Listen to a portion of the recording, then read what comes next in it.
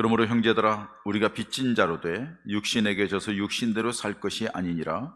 너희가 육신대로 살면 반드시 죽을 것이로되 영으로서 몸의 행실을 죽이면 살리니 무릇 하나님의 영으로 인도함을 받는 사람은 곧 하나님의 아들이라. 너희는 다시 무서워하는 종의 영을 받지 아니하고 양자의 영을 받았으므로 우리가 아빠 아버지라고 부르짖느니라. 성령이 친히 우리의 영과 더불어 우리가 하나님의 자녀인 것을 증언하시나니 자녀이면 또한 상속자 곧 하나님의 상속자요 그리스도 함께 한 상속자니 우리가 그와 함께 영광을 받기 위하여 고난도 함께 받아야 할 것이니라. 아멘. 자, 이제 5월달까지 다 지내고 이제 6월 들어서 전반기의 마지막 달을 지내고 있습니다. 시작했는데 여러분들 하나님의 은혜 가운데 이 6월달도 복되고 승리하는 한 달이 되시기를 바랍니다. 우리가 예수를 믿으면 바라는 것들이 많습니다. 추구하는 것들이 있죠. 가장 기본적인 것이 구원이라는 거고요.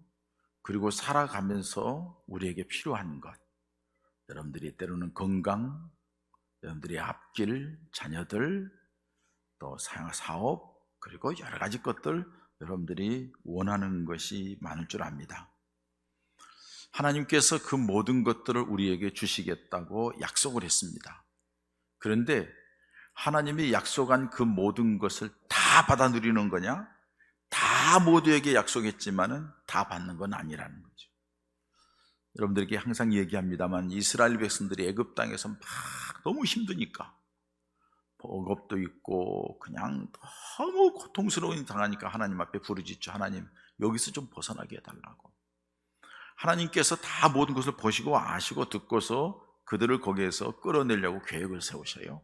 모세를 통하여 그들을 끌어내셔요. 근데 여러분, 하나님께서 그들을 끌어내는 것, 여기서 벗어나는 것만이 이스라엘 백성들에게 소망이었지 그 이유에 대해서는 생각도 없고 계획도 없었어요. 근데 하나님께서는 벌써 가나안 땅이라는 곳을 예비해 놓으시고 젖과 꿀이 흐르는 풍성한 땅으로 이끌어가겠다고 계획을 하고 그들을 건져내셨죠. 그리고 말씀하시죠. 야, 너희들에게 가나안 땅으로 이끌어가서 풍성하고 넉넉하게 살 수 있도록 해주겠다. 할렐루야, 감사합니다 하고 출발은 했지만은 가보지 않은 땅, 가보지 않은 길 가는 동에 참 여러 가지 힘들고 어려움이 있으니까 믿음이 다 깨어지죠. 그리고 나서 가나안 땅 들어가는 사람은 두 사람뿐이에요. 1세대에서는 하나님의 약속을 받은 20세 이상의 장년 중에서는 여호수아와 갈렙 두 사람뿐이에요.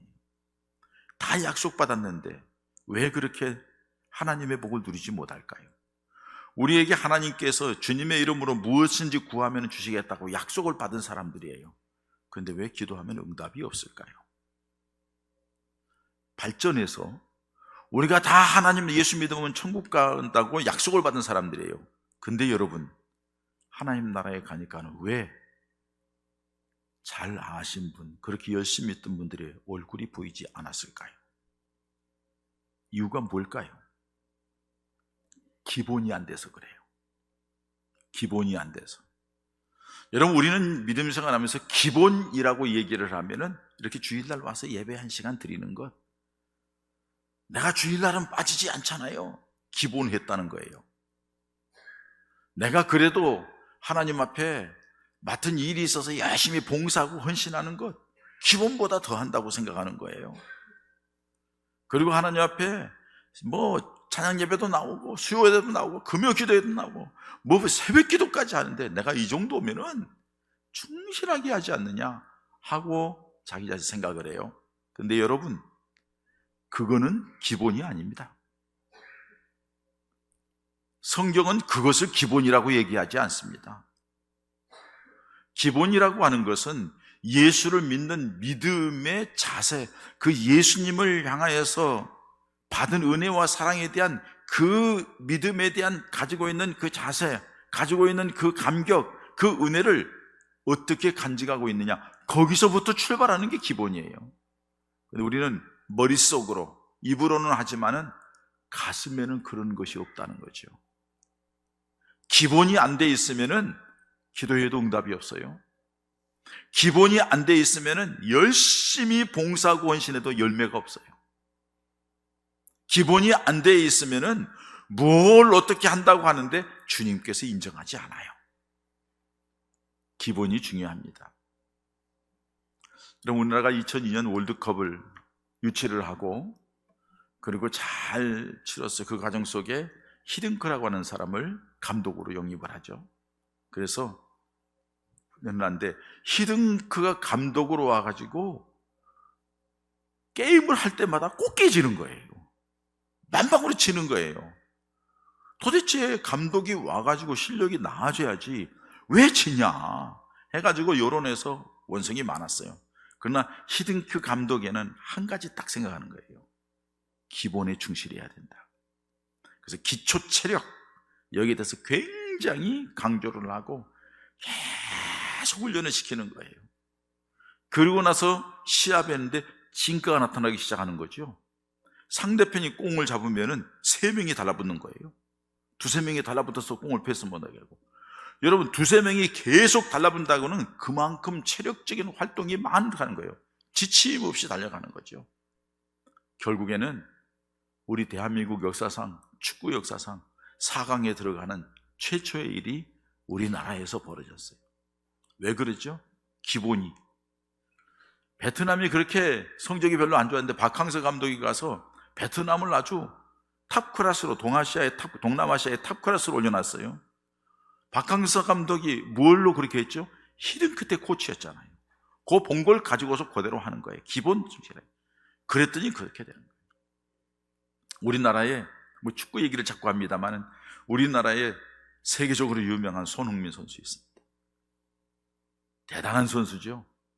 작년에 골든슈즈 최다골을 넣은 사람으로서 아시아 사람으로는 최초로 받았어요. 그런데 손흥민이 오늘까지 있게 된 것은요, 그 아버지 때문이죠.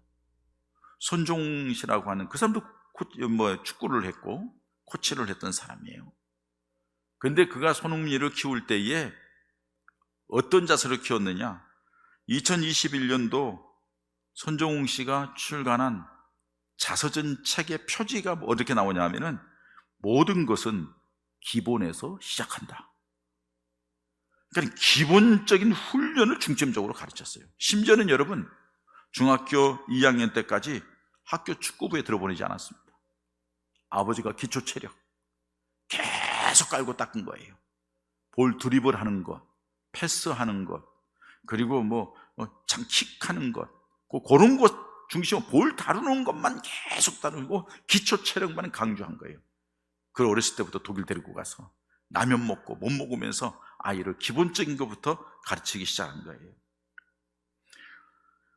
그 이유는 뭐냐? 어렸을 때부터 축구 선수로 들어가서 하니까 한국 축구의 고질은 과정은 생략되고 결과만 집착하는 데서 문제가 생겼다. 자기가 경험해보니까 그러더라는 거예요. 우리 아들 그렇게 하지 않겠다는 거예요. 몸이 다 자라기 전에 슈팅 연습을 절대 시키지 않고 일반적인 축구의 기본적인 것만 시킨 거예요. 체력 관리만 한 거예요.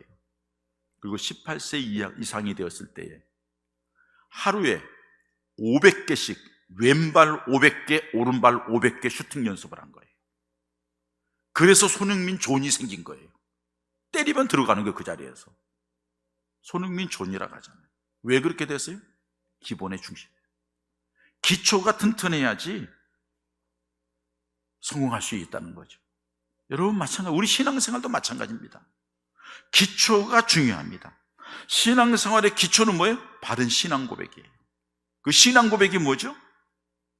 하나님이 살아계시고 이 세상을 만드시고 이 세상을 다스리시고, 그런데 이 세상에 살아가는 모든 사람들이 하나님의 뜻과 섭리에 어긋나서 자기 육신적인 고집과 생각과 감정에 매여서 살아가는 거예요.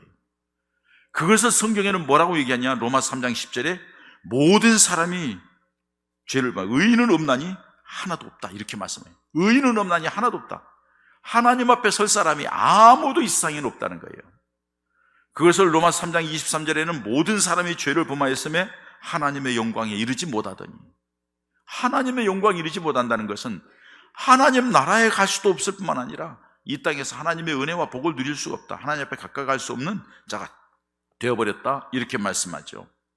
자, 그런 저주 가운데 있는 사람을 구원하기 위해서 요한복음 3장 16절 하나님이 세상을 이처럼 사랑하사 독생자를 주셨으니 이는 그를 믿는 자마다 멸망하지 않고 영생을 얻게 하려 하심이라 하고 예수님을 보낸 거 아니에요. 예수님을 보냈는데 예수님을 영접하지를 않아. 예수를 믿으러 가는데 빛으로 왔는데 빛으로 오질 않아. 왜? 어둠이 좋으니까, 세상이 달콤하니까, 육신의 쾌락이 좋으니까. 그런데 하나님께서 은혜를 베풀어 주시어서 요한복음 1장 12절에 영접하는 자고 그 이름을 믿는 자들에게는 하나님의 자녀가 되는 권세를 줬단 말이에요. 이 하나님의 자녀가 되는 권세가 육신의 생각, 혈통, 세상적인 어떤 것이 아니라 하나님께로부터 난 자들이라고 그래요. 그래서 고린도전서 12장 3절에 보면은 성령이 아니고는 예수를 주라 시인할 수 없다고 말씀해요. 그래서 성령께서 오셔서 예수를 주로 시인하게 했어요. 그런데 여러분, 이 성령께서 오셔서 예수를 주로 시인하게 한 사람들에게는 하나님의 기대가 있어요. 그 사람에게는 하나님이 원하는 삶의 모습이 있어요. 그게 바로 고린도후서 5장 17절이에요. 그런즉 누구든지 그리스도 안에 있으면 새로운 피조물이라 이전 것은 지나갔으니 보라 새 것이 되었도다. 이렇게 말씀하셔요. 새로운 피조물이라는 거예요. 다시 말해서 여러분, 예수를 믿는 것은 무엇을 얻는 게 아니라, 얻기 위해서 믿는 게 아니라, 예수를 믿는 것은 교회 생활하면서 봉사하고 뭐라고 해서 내가 직분 가지고 해서 목사하고 장로고 이게 아니라, 몇 년 믿었고 이게 아니라, 예수를 믿는 것은 새로운 피조물이 되는 거라는 겁니다.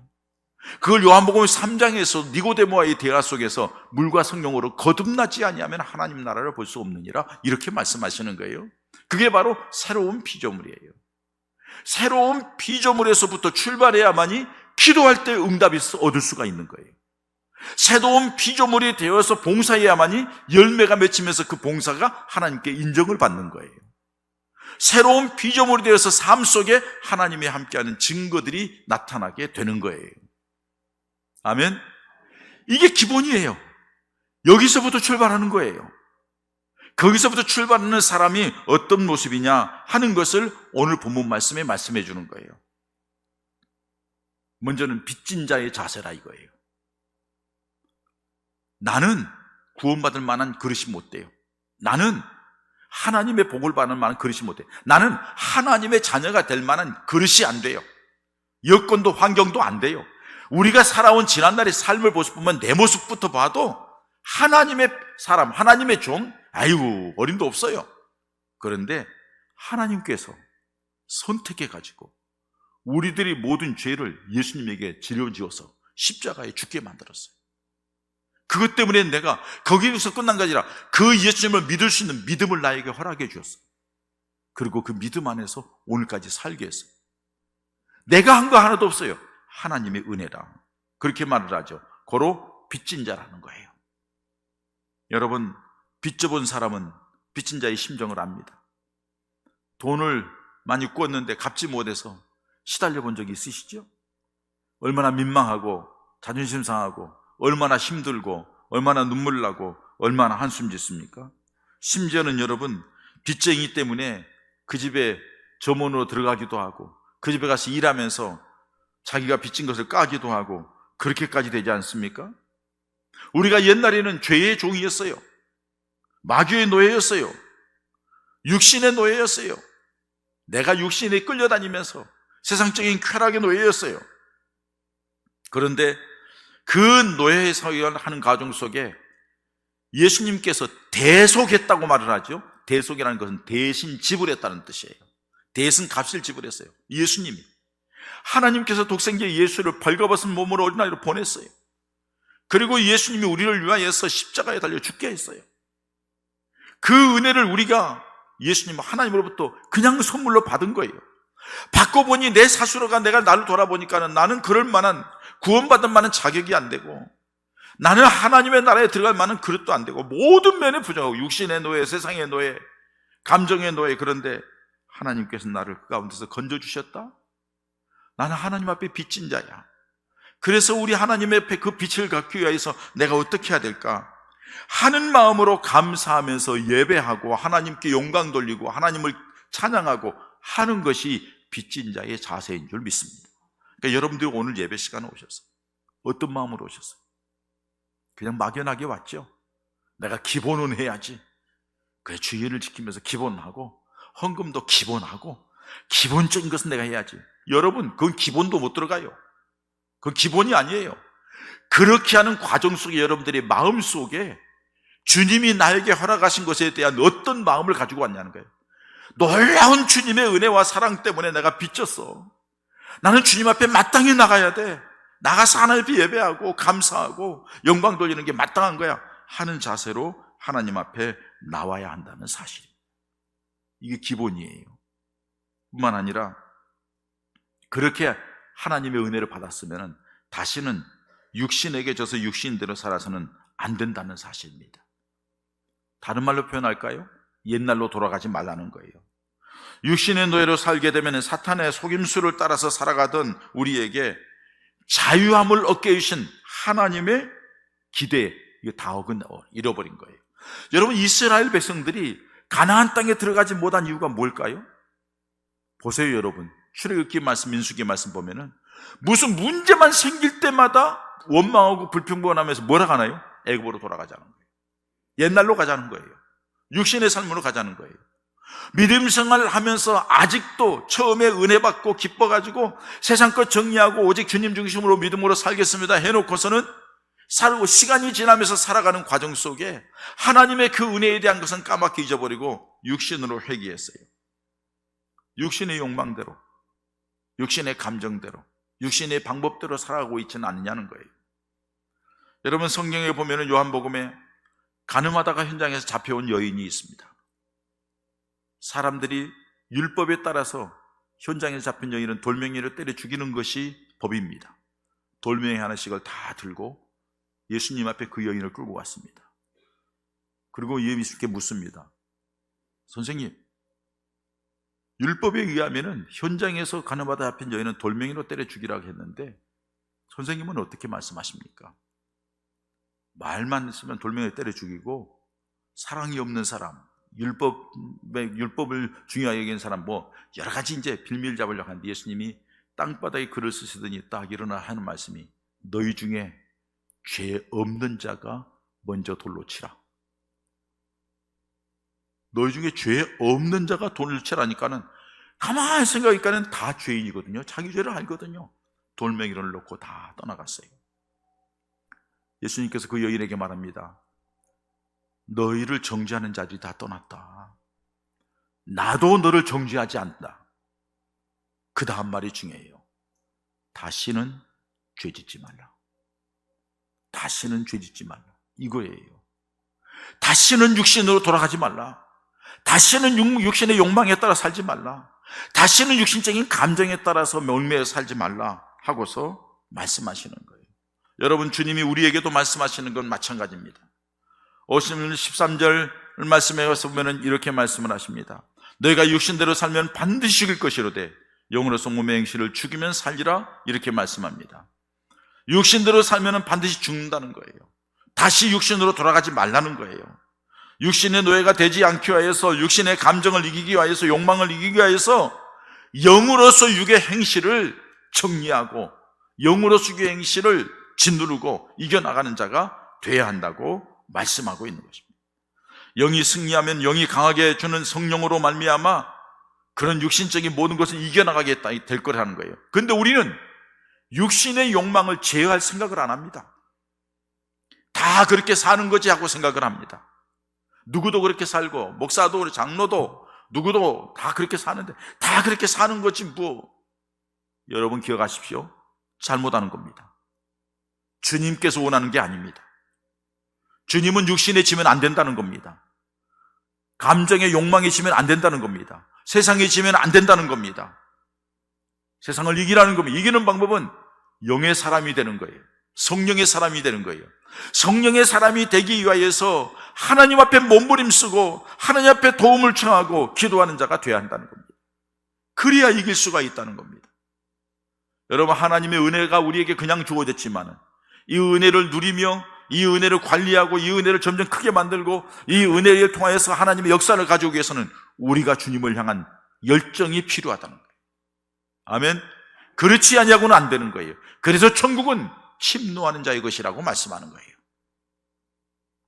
사랑하는 여러분, 육신의 행실을 합리화시키지 마시기 바랍니다. 육신의 욕망, 감정, 세상에 살아가는 환경이 그러니까 내가 이 일을 할 수밖에 없어. 어쩔 수 없어. 나는 실패자입니다. 하나님 나라에 갈 수 없습니다. 혈과 육은 하나님 나라를 유업으로 받을 수 없다고 성경이 분명히 말씀하고 있기 때문에 그렇습니다. 육신의 모든 지난날의 과거의 삶을 정리하고 이기고 새로운 피조물에 대해 하나님의 사람으로 살아갈 때야만이, 영의 사람이 될 때야만이 하나님이 함께하는 증거가 나타날 것이고 하나님 나라에 대한 소망이 더 분명해질 것이고 그 믿음으로 기도하면 응답이 있을 것이고 그 믿음으로 살아갈 때 하나님의 도우시는 역사가 있게 될 줄 믿습니다. 이게 하나님의 자녀. 거기다가 여러분, 이렇게 하나님의 영으로 인도함을 받는 사람을 하나님께서 뭐라고 하냐? 하나님의 자녀라 이렇게 말씀하십니다.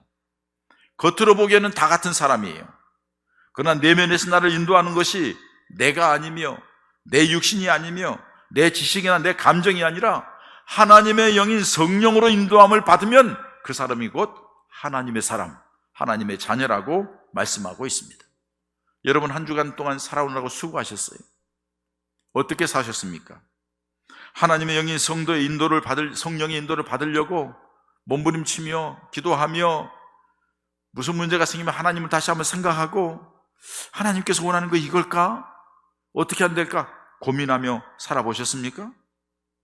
아니면 육신적인 생각이나 욕망이나 지식을 따라 살았습니까? 자, 육신의 욕망이나 생각을 따라 지식을 따라서 자기 재주 가지고 자기 능력 가지고 열심히 살았습니다. 그런데 어떻습니까? 평안이 있습니까? 기쁨이 있습니까?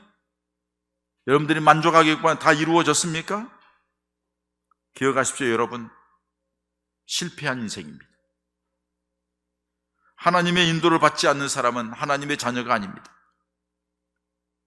오늘 15절 말씀대로 전에는 무서워하는 종의 영을 받았지만, 즉 전에는 육신의 종으로 살게 하는 악한 영의 지배를 받았지만은 이제는 하나님의 영을 받았고 하나님의 영을 인도하는 사람이기 때문에 너희들은 하나님의 자녀라고 말씀합니다. 영접했다고 자녀가 아니라 자녀로 영접을 해서 하나님의 자녀가 됐으면 자녀다운 삶을 살아야지 하나님의 자녀라고 말씀해주고 있는 것입니다. 하나님은 우리를 양자로 삼으셨습니다.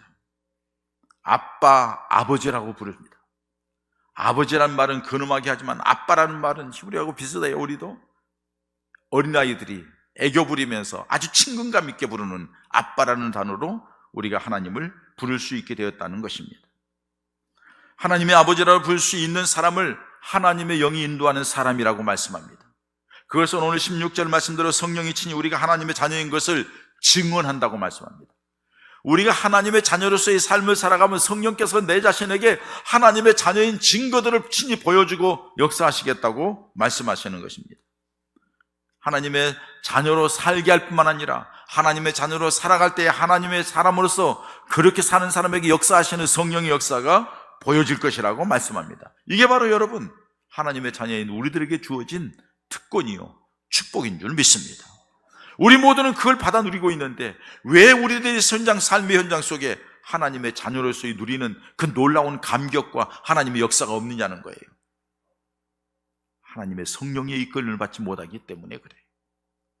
또 하나는 여러분, 마지막으로 하나님의 자녀는 하나님의 상속자라고 말씀합니다. 자녀라면 상속자가 되는 건 맞습니다. 부모님이 자녀에게 유산을 남겨줍니다. 자녀에게 유산을 남겨주는 것은 내 자식이기 때문에 남겨주는 거예요. 양아들로 입양한 자들도 자격이 있어서 호적의 양아들로 등록만 되면은 그 아들에게도 똑같은 유산을 남겨주게 되는 거예요. 하나님께서 우리를 영어 성경에 아답터했다고 말합니다. 아답터. 양아들로 받아들였다는 거예요. 양자로 삼았다는 거예요. 우리를 양자로 삼은 거예요. 양자도 똑같은 효과가 있다는 거예요. 여러분, 제가 중학교 때부터 이 영화 보면서 참 감명을 받는데 배너라는 영화 우리 다 압니다. 윌리엄 와일러 감독이 믿음 좋은 찰턴 헤스턴을 주연으로 삼아서 영화 배너를 만들었는데 아카데미상 11개 부분을 수상한 놀라운 작품이죠. 지금도 저는 눈에 생생합니다. 모든 과정들이 지금도 하더라고요. 물론 리메이크 해가지고 다르게 합니다만 리메이크 된 것보다도 옛날에 보는 게 훨씬 은혜스럽고 훨씬 감명을 느끼는 거 알 수가 있어요. 잘 알다시피 주다 베너라고 하는 사람은 유대의 귀족입니다. 로마가 지배하는 그 지역에 새로운 총독이 부임해 왔고, 그때의 그 호위대장으로서, 군사령관으로서 메살라라고 하는 이 베너의 친구가, 어렸을 때부터 친구가 오죠. 그런데 이제 신분의 격차가 있고, 때로는 이제 지배계급과 피지계급이 되니까는 서로 간의 관계가 좀 서먹서먹하지, 만났지만은. 근데 총독이 취임하면서 들어오는 그 취임식 현장에서 베너의 가족들이 위층에서 이렇게 내려다보다가 여동생이 삐끗 잘못해가지고 기와장이 떨어져요. 그것을 몰아가지요. 유다의 귀족 집안이니까 이 로마의 지배를 받기 싫어서 반기를 든 거다. 황제를 총독을 모해하려고 계획을 세웠다. 해가지고서는 누명을 씌워가지고서는 그냥 온 집안 식구들을 다 감옥에 보내기도 하고 그러죠. 그 과정 속에 제 지하 감방에 있다가 문둥병 걸려가지고 베너의 어머니와 여동생이, 그리고 베너는요 노예함으로 끌려가죠. 전투함으로 끌려가서 지하에서 배미창에서 노를 젓는 노예죠. 근데 전쟁에 나갔는데 이 전함, 이 아리우스 제독이 이끌고 있는 이 전함이 적군의 배가 부딪혀가지고 깨져서 산산조각이 납니다. 그리고 배에 떠 있는 과정 속에 베너가 아리우스 제독을 건져냅니다. 아리우스 제독은 자기 배가 파산했으니까 끝장난 줄 알았어요. 진 줄 알았어요. 근데 가서 보니까는 대승을 거둔 거예요. 그리고 해서 황제가 아리우스 제독을 영전합니다. 들어오라고, 로마 황제실로 들어오라고. 그래서 그 들어가면서 누굴 데려가느냐? 주다 베너를 데려가죠. 주다 베너가 내 생명을 살리니까 너는 내 양아들이다. 양아들로 해가지고 인장반지를 끼워줍니다. 그리고 주다 베너는 로마의 시민권을 가진, 아니 그 가문, 아리우스 제독의 가문의 아들로서 당당하게 권력을 누리게 되는 모습을 볼 수가 있습니다. 그리고서 원수를 갚죠. 그 권력을 가지고, 그 재능을 가지고 자유롭게 활동하면서. 여러분 마찬가지예요. 우리는 노예서 밑바닥에 있는 베너와 같은 자예요. 죄 때문에 그 자리에 묶여서 그냥 신음하고 고통하는 자리에 있어요. 하나님께서 그 자리에서 건져주시면서 우리로 하여금 너는 내 아들이야, 너는 내 딸이야 하고 우리에게 인정을 해주었다는 사실입니다. 아들이고 딸이라 하면은 그는 하나님의 자녀로서의 유산을 상속한 자들이에요. 여러분, 영원한 하나님 나라의 상속자가 우리인 줄 믿습니다. 이 땅에 살아가는 동안에 하나님의 자녀로서의 권세를 누리는 자가 우리들이에요. 여러분들에게 하나님의 자녀된 권세를 주었다고 했어요. 주님의 이름으로 무엇인지 구하면 이루겠다고 했어요. 근데 그 주님의 이름으로 구하며 얻기 이전에 요한복음 15장의 말씀 보면은 너희가 내 안에 거하고 내 말이 너희 안에 거하면 너희가 무엇인지 구하라. 그리하면 내가 이루리라 했어요. 자녀가 누구예요? 그분의 말씀에 따른 거예요. 그분 안에 거하는 거예요. 너희가 내 안에 거하고 주님 안에 거하고 우리가 주님 안에 얼마나 거하고 있느냐는 거예요. 그리고 내 말이 너희 안에 가면 여러분들이 하나님의 말씀을 얼마만큼 깊이 있게 묵상하며 말씀을 보면서 이 말씀대로 살아야지, 주님이 원하는 게 이거구나, 주님 감사합니다, 이 말씀에서 감사합니다, 나를 이렇게 사랑하시는군요 하면서 얼마만큼 감동해 봤냐 이거예요. 그 말이 내 안에 거하고 너희가 내 안에 거하고 내 말이 너희 안에 거한다 하면 너희가 무엇인지 이루라. 그 너희가 내 안에 거하고 내 말이 너희 안에 거한다, 이게 기본입니다. 이게 하나님의 자녀의 모습입니다. 그때는 구하는 것마다 이루어 주시겠다고 말씀하셨습니다. 부모의 유산을 얻기 위해서는 여러분 유소에 기록된 대로 나눕니다. 하나님께서 하나님의 자녀들에게 주신 유소와 같은 말씀이 있습니다. 이게 성경 말씀입니다. 우리에게 놀라운 은혜와 축복을 약속하셨습니다. 여러분, 그런데 한 가지 기억할 게 있습니다. 그렇게 그 유산을 받는데 우리가 육신을 쳐서 복종시키고 하나님의 말씀대로 빚진 자로서 은혜 가운데 살기 위한 게 이게 쉽지 않더라는 거예요. 반대하는 세력도 있고 힘들게 하는 것도 있고 갈등 느끼는 것도 있고 어렵게 하는 것도 있더라는 거예요. 그래서 오늘 본문 말씀 마지막에 이렇게 말씀합니다. 17절에 자녀이면 또한 상속자 곧 하나님의 상속자요 그리스도와 함께한 상속자니 우리가 그와 함께 영광을 얻기 위하여, 그 다음에 뭐예요? 고난도 함께 받아야 할 것입니다. 고난도 있다는 거예요. 고난이 있고 힘들고 어려움이 있다는 거예요. 그러나 그 고난과 함께 하나님의 함께 하시는 증거, 영광이 있고 하나님의 그 고난 속에서도 때로는 피할 길을 주시고 감당할 능력도 주시고, 안 되면 그 문제를 해결해 주시고, 하나님이 그렇게 하신다는 거예요. 그것은 오늘 그 뒤에 나오는 18절에 말씀하는 거예요. 생각건대 현재의 고난은 장차 우리에게 나타날 영광과 좋게 비교할 수 없다. 장차 우리에게 나타날 영광과 비교할 수 없다는 이 감격, 이 확신이 있는 사람이 고난을 이겨나가는 믿음의 사람이 되는 줄 믿습니다. 우리 예본 가족들이 그런 믿음의 사람 되시기를 축복합니다. 여러분들, 우리 모두는 다 하나님 앞에 별 볼 일 없는 사람이에요. 내놓을 것 없어요. 감히 어떻게 하나님을 아버지라 부르겠어요? 감히 어느 누구도, 저부터 시작해서 어느 누구도 자신 있게 내가 하나님의 사람입니다, 나는 하나님에서 얘기할 수가 없어요. 근데 하나님께서 우리를 이하여 예수님을 보내시고 십자가에 죽으셨고, 그 예수님을 믿는 우리에게 너희 하나님의 자녀야, 너 내 자녀이니까는 내가 원하는 대로 살아가, 육신의 노예 되지 마, 이제는 너 새로운 피조물이야, 너 내게 큰 빛을 줬지, 내가 너를 자녀로 삼아줬잖아, 그거 알고 네 역할을 잘해야 돼. 그러면서 하나님께서 우리에게 말씀하시는 거예요. 그런데 우리들은 그 놀라운 은혜를 받았는데도 여전히 육신의 노예예요. 세상의 노예예요. 세상의 방법대로만 살려고 해요. 교회 생활하면서도 지 생각대로 해요. 지 생각대로 믿어요. 지 마음대로 행동을 해요. 여러분, 기본이 안 됐습니다. 하나님의 자녀가 아닙니다. 구원받지 못합니다. 천국 갈 수 없습니다. 한번 심각하게 하나님 앞에 고민하세요. 이 모든 것은 기본 예수 그리스도께서, 아니 하나님의 선택과 예수님의 십자가의 구속의 은혜로부터 주어진 놀라운 은혜가 내게 임하여서 나는 빚진 자라, 나는 항상 주님 앞에 빚진 자라서 주님의 사람으로 산다. 빚진 자이기 때문에 노예가 되었는데 노예로 삼지 않냐고, 자녀래요. 그리고 하나님의 은혜와 축복의 사람으로 우리를 이끌어 가겠대요. 그렇기 때문에 사랑하는 여러분, 믿음 안에서 주님 중심으로 기본적으로 하나님의 자녀로서의 삶을 살아서 하나님의 저와 여러분들에게 약속하신 놀라운 은혜와 복을 누리는 하나님의 사람들 되시기를 축원합니다. 때로는 믿음 생활하는데 힘들 수도 있고 고난도 있고 어려움이 있습니다. 그러나 그 어려움은 장차 하나님이 우리와 함께 하시어 베풀어 줄 은혜와 축복, 승리, 하나님 나라의 영광과는 비교할 수 없습니다. 왜? 하나님이 놀라우신 분이니까. 그 놀라우신 하나님, 그 놀라우신 주님을 붙잡고 남은 생을 살아서 하나님의 자녀답게 살아 하나님이 함께 하시는 놀라운 증거를 간직하는 우리 예본 가족들 되시기를 주님의 이름으로 축원합니다. 이 시간 우리 함께 기도하십시다.